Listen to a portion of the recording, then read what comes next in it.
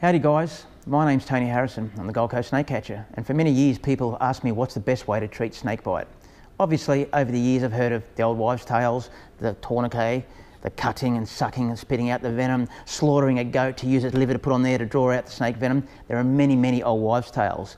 Nowadays it's the compression bandage. There's plenty of compression bandage you can buy from the chemist, like this guy and this guy that I bought myself over the years. This particular one, way too wide. If you want to sit there and apply it to your finger or small limb, it's very awkward and uncomfortable. It doesn't quite work.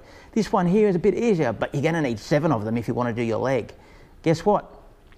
Not only is there a bit of a problem with the width of the bandage, one of the very common questions that the novice ask is, how tight do I apply the bandage? Guess what? We have an answer for that. All right, here we have the Smart Safe Bandage. You can see that it's got a little rectangle there. When it doesn't have any pressure whatsoever, it's a rectangle. When you've applied way too much pressure, it's a rectangle that way. When you have the appropriate pressure, it's a nice neat square. So this guides you through the entire application of the first aid, and you cannot get it wrong. All right guys, here we have Laura's stunt arm. She's just been bitten by a 4-foot eastern brown. Now you do not cut it, wash it, get somebody to suck it. You do not put a tourniquet on her arm to make it drop off later on. You leave it as it is. When you get to the hospital, the doctors will do a swab, and that way they can identify what species of snake has bitten them. Another thing, do not assume that you know what species of snake it was that bit you. Always treat it like the worst possible scenario. All too many times I go to the hospital and find people that have made the assumption that it was a carpet python or something harmless, and it was something very venomous, and they've nearly died because of this. So if you ever get bitten by a snake, straight away, grab yourself the bandage. You get this, you see those rectangles on there? We'll start applying it over the bite site. You leave it as it is. Oop, if I can get it on your tiny little arm. Ready, bring it. And we will wrap all the way up her limb. You can see that those rectangles are not rectangles. They're not loose enough. They're nice and square, so therefore the appropriate pressure. The reasons why we apply this pressure is the snake's venom travels in your lymphatic system, which is the fat layer just underneath the skin.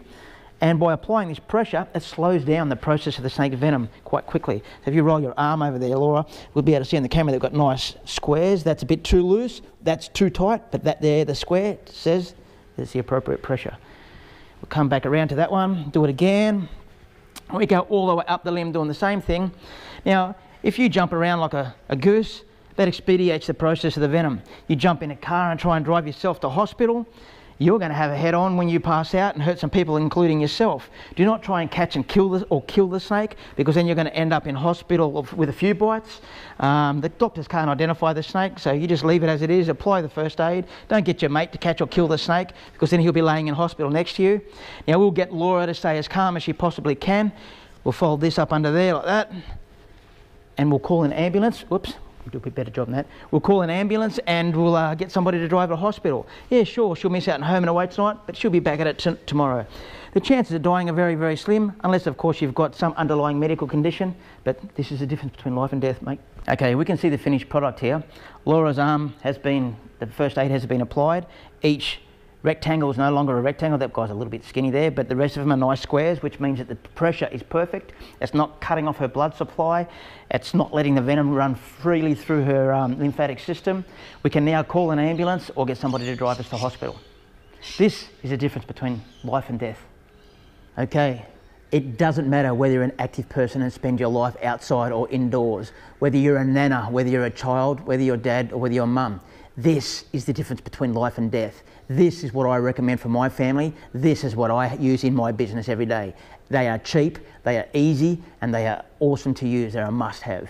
And now you can get these from me.